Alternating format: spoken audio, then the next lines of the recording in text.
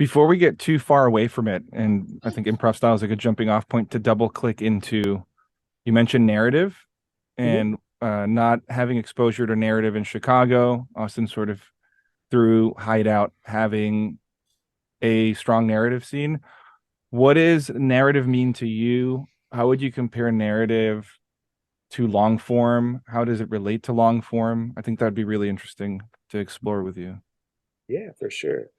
So I'm sure that there are some narrative nerds that will listen and like correct me. So, and I say nerds endearingly because I'm a relationship-based nerd.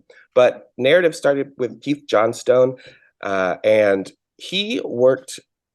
He kind of like continued the work of Viola Spolin, who was using short form improv to help like youths that were orphaned, right, Mm. and that were like dealing with really heavy stuff.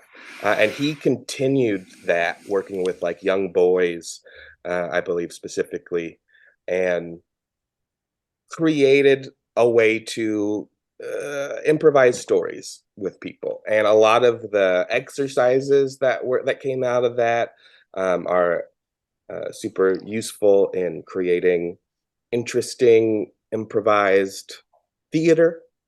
But I think it's very different. Like it has a root in the same original art form, but it split off and created its own thing.